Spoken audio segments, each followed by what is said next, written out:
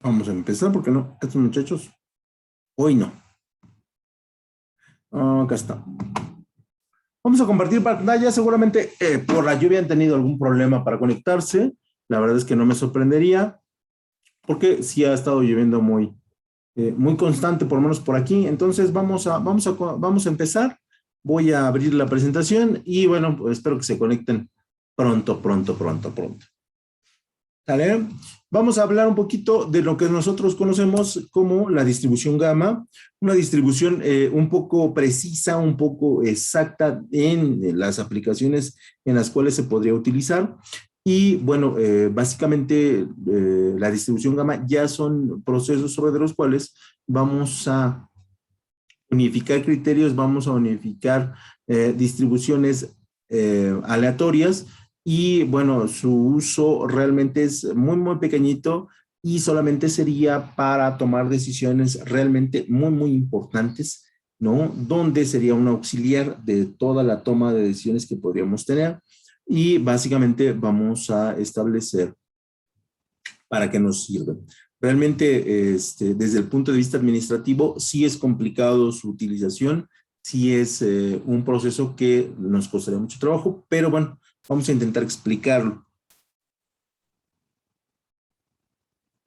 Y bueno, lo primero que tenemos que establecer es una definición y en esta definición hablamos de que en teoría de probabilidad y estadística, porque se utilizan las dos, la distribución gamma es una distribución de dos parámetros que pertenecen a la distribución de probabilidad continua o pertenecen a la distribución exponencial o pertenecen a la distribución Erlangen, ¿no? Y la distribución X al cuadrado. Entonces, se puede utilizar, se puede mezclar con muchos tipos de distribuciones o se puede utilizar la misma referencia para establecer el mismo resultado. Entonces, en cada caso tendremos que particularizar cuando utilizamos probabilidad continua, distribución exponencial, distribución X al cuadrado, para poder establecer en qué momento nos sirve la distribución gamma. Entonces, en ese sentido, sí tendríamos que ser muy claros y muy precisos respecto de cómo es que la podríamos utilizar, ¿no? Y entonces, en ese sentido, pues vamos a darle, ¿no? Nosotros tendríamos que explicar algunos elementos sobre los cuales se utiliza, porque de repente perdemos ahí, entre tantas formas de distribución, para qué nos servirían. Entonces, tenemos que la distribución de probabilidad continua, una de las que se utilizan en la distribución gamma, es adecuada para modelizar el comportamiento de variables aleatorias con asimetrías positivas o los experimentos donde está involucrado el tiempo, ¿no? Entonces, básicamente, nosotros la distribución de probabilidad continua la utilizamos para determinar tiempo y ocurrencia de evento, tiempo y ocurrencia de factor, tiempo y distribución de variables para un evento. Entonces, en ese sentido, siempre la distribución continua se utiliza para factores mercadológicos, para factores de investigación de mercado, para volúmenes de venta, para utilización o consumo de productos en ciertos periodos de tiempo. Y entonces, en ese sentido, sí tendríamos que ser muy, muy, muy cautos en cuándo la utilizamos y cómo la utilizamos. Por eso es que la distribución gamma se complementa con la distribución continua y nos permite establecer un parámetro en el tiempo, ¿sale? Y aquí, bueno, pues las implicaciones pueden ser muchas y pueden ser muy variadas, ¿no? Después nosotros tendríamos en la distribución exponencial, tendríamos las aplicaciones más importantes, son aquellas en aquellas situaciones donde se aplica el proceso de Poisson, ¿no? Que nosotros ya también revisamos el proceso de Poisson, donde es necesario que nosotros determinemos en qué rango se va a repetir un evento con las mismas condiciones, ¿sale? Y entonces la distribución de Poisson sí es básica y sí es muy importante que nosotros la consideremos, porque nosotros nos va a permitir establecer que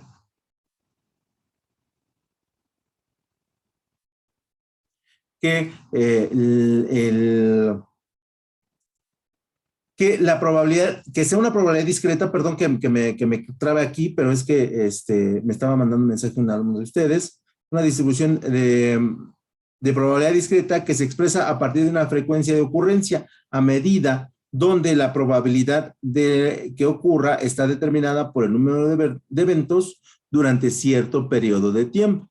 Entonces, la distribución exponencial nosotros la vinculamos a la distribución de Poisson, donde queremos que un evento se repita o qué posibilidades hay de que el evento se repita con éxito en una escala de tiempo y en una escala de las mismas variables.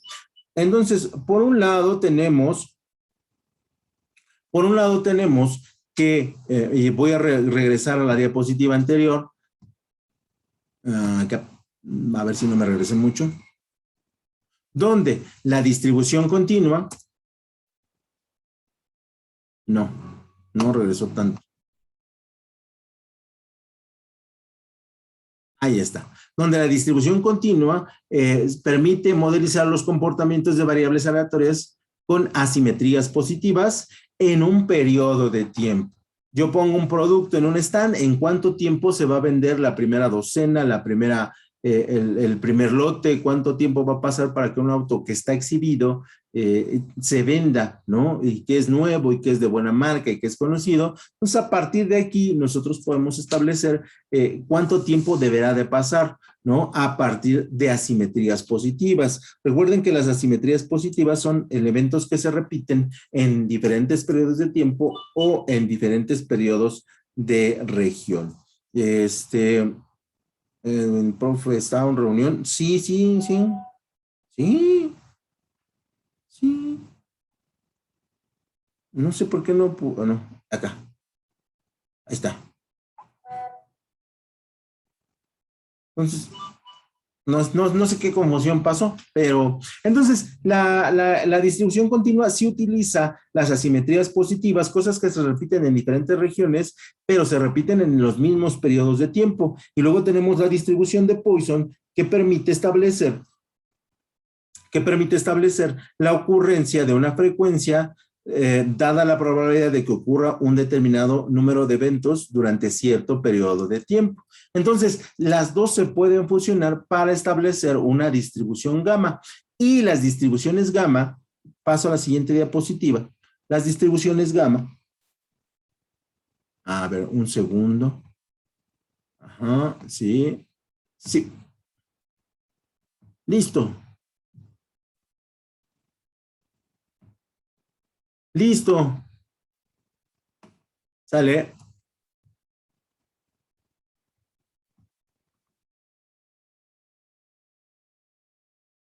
Y la distribución exponencial decíamos que es la utilización de la distribución de Poisson, donde la distribución gamma y la distribución de Poisson se fusionan, donde buscamos que encontrar un factor que sea común entre las dos probabilidades.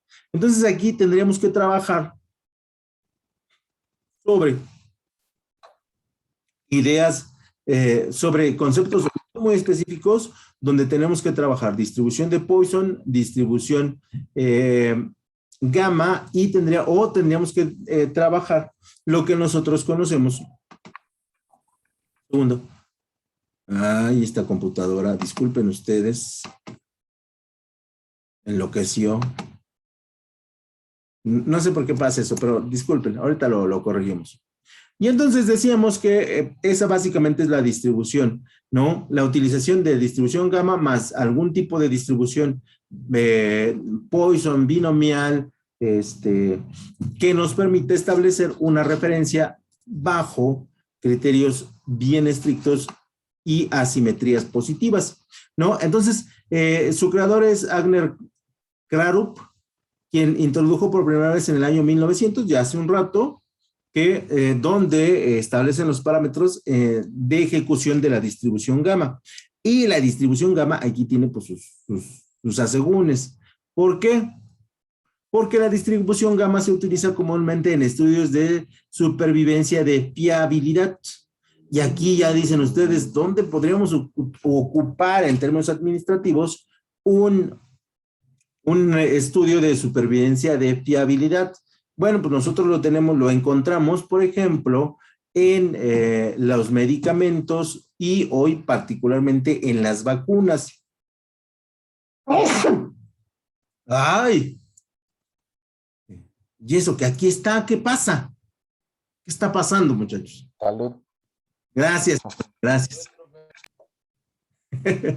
Entonces, por ejemplo, en los estudios de vacunación, no nosotros, los que estudian mucho más que yo, hacen la supervivencia de la fiabilidad. ¿Qué tan efectivo es el medicamento? ¿Qué tan potente es el efecto? ¿Y cuáles son los efectos del medicamento para determinar su fiabilidad? O sea, ¿qué tan seguro puede ser? Por lo tanto, en administración esto es complicado, en ventas esto es complicado, porque normalmente estos estudios no se dirigen enteramente por los administradores. E incluso el administrador solamente sería el coordinador de los recursos que necesitan las personas para poder desarrollar un estudio de esta naturaleza. porque estamos considerando que estos estudios son grandes, son costosos y requieren un periodo de tiempo. Por lo tanto, la distribución gamma se utiliza, repito, en estudios de supervivencia de fiabilidad, ¿no? ¿Cuánto tiempo el Volkswagen va a ser fiable? ¿No? Y de repente los alemanes decían que iba a ser fiable al terminar la Segunda Guerra Mundial y resulta que estaban equivocados, ¿no?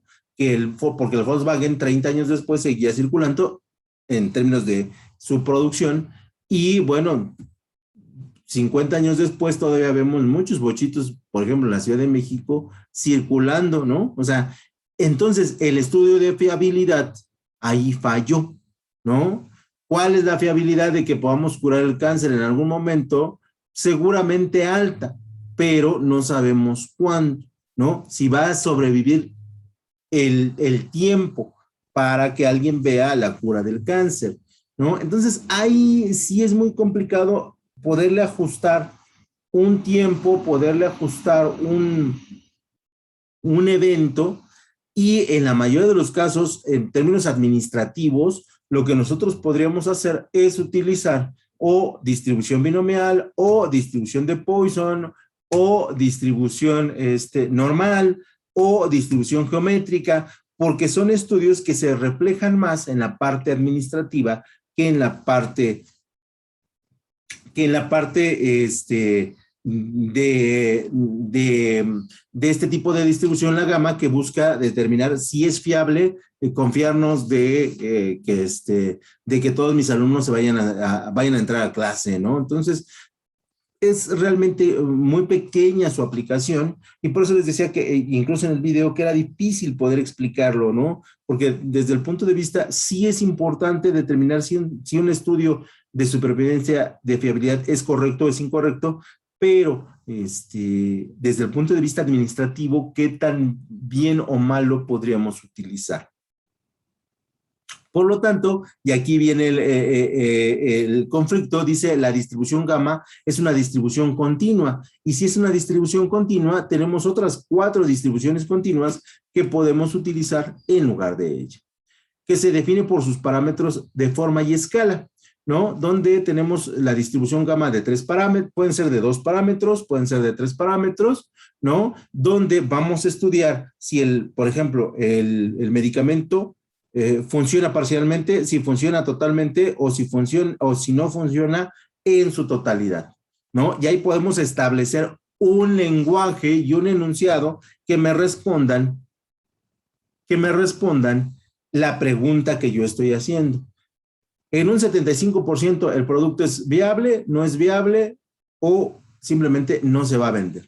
Y entonces sobre eso yo tendría que hacer un estudio. Entonces es un elemento realmente muy complicado. Podemos hacerlo con 2 variables donde emitimos una pregunta y esa pregunta tendría que darnos la supervivencia de fiabilidad, esto es que sí pasa la prueba de mi pregunta o que la alcanza a pasar de alguna o de otra manera. Por lo tanto, sí sería importante que nosotros lo verificáramos. ¿Qué otra opción de probabilidad tenemos? O tenemos la opción de 3 variables donde vamos a identificar la viabilidad en porcentaje. ¿Qué posibilidades hay de que Gibran saque 10? ¿Qué posibilidades hay de que Gibran saque 9.5? ¿Qué posibilidades hay de que Gibran saque 8.75? Y entonces mi supervivencia de fiabilidad me dice que sí, que si hay un porcentaje en el cual él puede sacar estos resultados, ¿no? ¿Qué posibilidades hay de que el 100% de mi grupo repruebe esta probabilidad, ¿no? Y entonces ahí yo planteo 3 opciones, el 100%, el 90%, el 85%. Y entonces ahí tendría yo que empezar a hacer mi escala en función de los valores que yo pueda desarrollar. Por lo tanto, repito, es una distribución muy pequeña y nosotros podríamos utilizar otro tipo de distribuciones.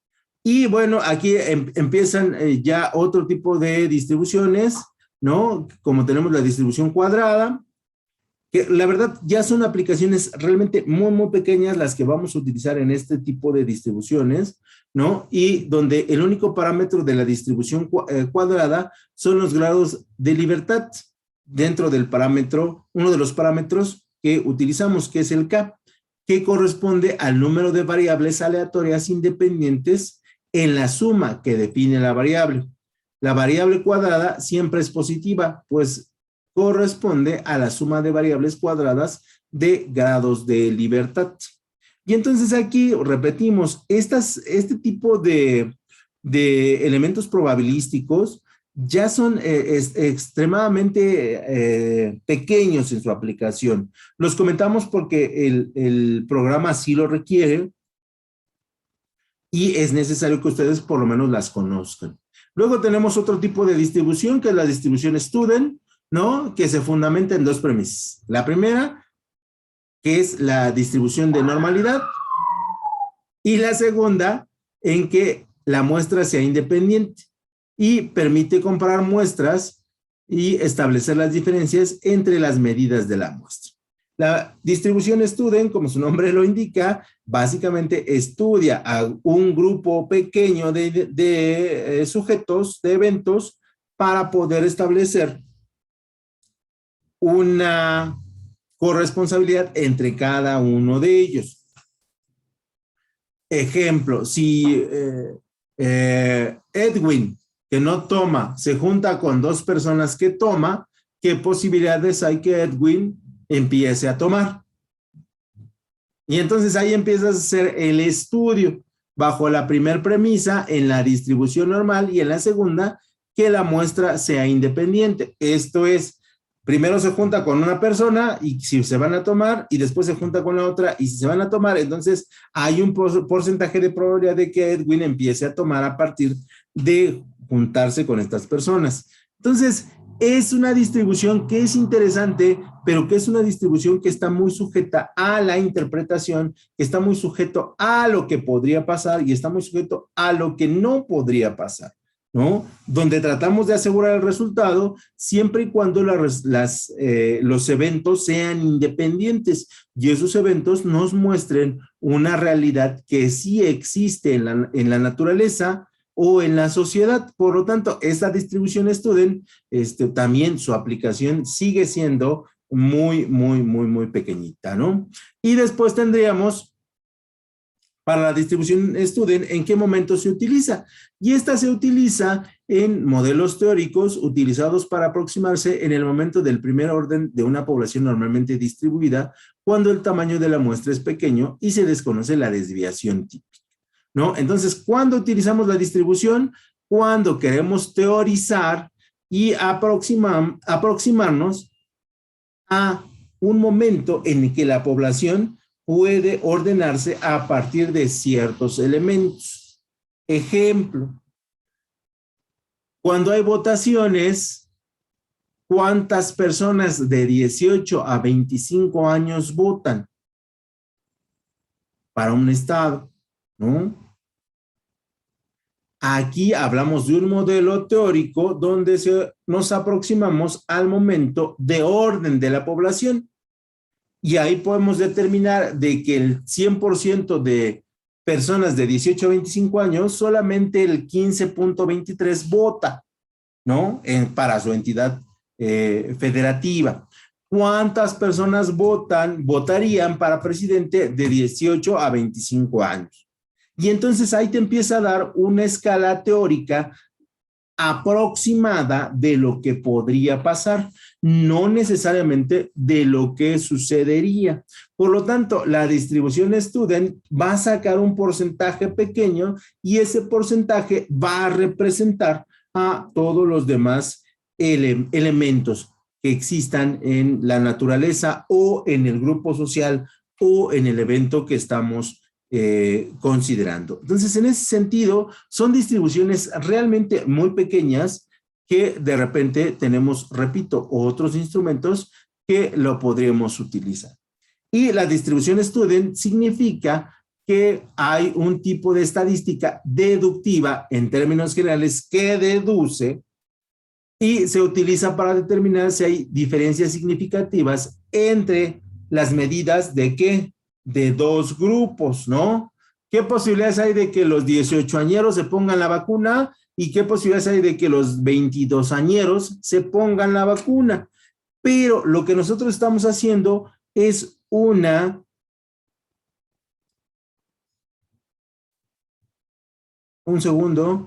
es una deducción que se acerca a la realidad siempre y cuando nosotros conozcamos perfectamente el evento.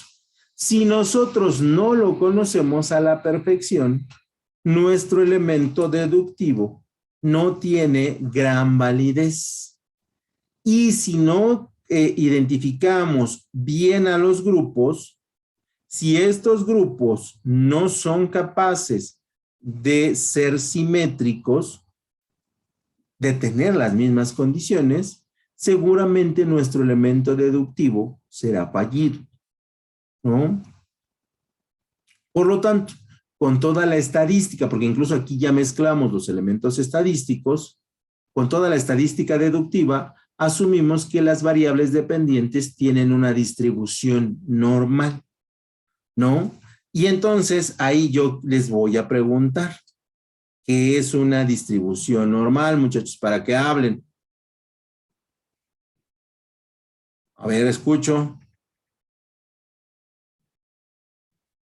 No sé, profesor. Ya me dormí, profesor. ¿Me puede repetir la pregunta? ¿Qué es una distribución normal, Gibran? Una distribución normal. Ajá.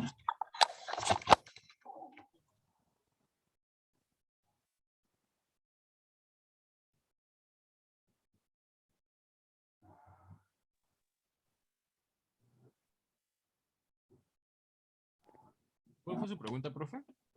Fuerte, fuerte. A ver, déjenle subo porque a lo mejor... No, sí está fuerte. Es mi micrófono, profe, perdón. ¿Cuál fue su pregunta? Es una distribución normal. Es Es la distribución de variable continua, ¿no? Ajá, pero si yo, imagínate que yo soy alguien que no sabe nada de estadística, Gibran. Y yo te pregunto, oye, Gibran, ¿qué es una distribución normal? ¿Cómo me lo explicarías? Es un... Ay, eso sí está. A ver, déjelo ver. se tiende a que un evento suceda repetidamente. Sí, la que tiene más Las frecuencia, ¿no? distribuciones buscan que el evento se repita. ¿Para qué buscamos que un evento se repita, muchachos?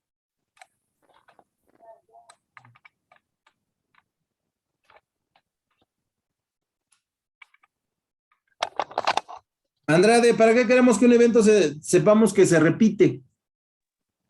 Para saber con qué frecuencia se realiza el evento. ¿Y para qué para qué nos interesa saber la frecuencia? Para saber con qué media o con qué cada tanto se repite. O sea, con eso nos damos cuenta de una media. Más o menos, sí, claro, el número de eventos que sí se repitieron de manera efectiva. Entonces ya con eso podemos darle una medida. Y eso nosotros lo podemos trasladar prácticamente ¿a qué?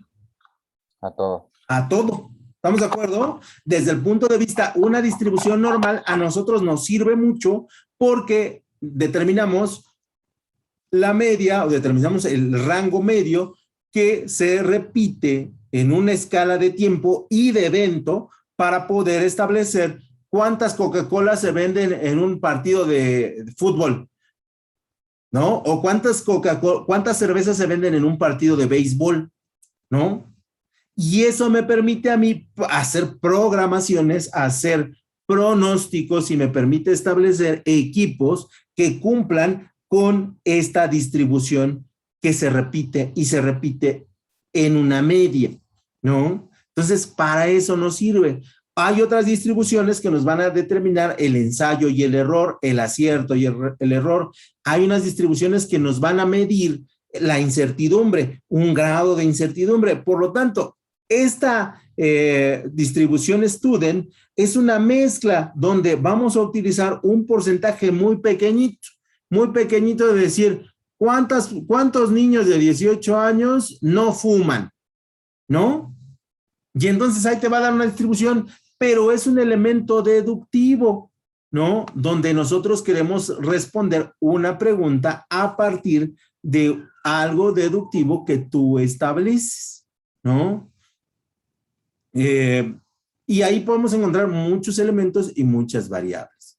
Y eso sería todo por mi parte, muchachos. Hoy realmente fue una clase muy pequeñita porque sí es muy complicado poderlo explicar sin tenerlos de frente, ¿no? Sin poder tener el pizarrón y sin poder hacerlo así mucho más dinámico. ¿Dudas? Ninguna, maestro. Más bien, si hay tarea. Sí va a haber tarea, seguramente. Por cierto, no me han llenado sus tareas, ¿eh? ¿Cuál es? Ahí tienen tarea, Gibran, chécalo. Si ya no te deja la plataforma, mándamelo por correo. Pero que sí tenían. Ok. ¿Sale? Cuídense. Sí, güey. Pórtense mal. Los veo la próxima semana. ¿Me puede enviar el correo, por favor? Es que Dale, no me profe. acuerdo muy bien cuál es. Les mando el correo bueno, denme un segundo. A ver, esperen. Es que no lo quería yo. A ver. Se los mando por el WhatsApp, ¿les parece? Ok. Sí, está bien.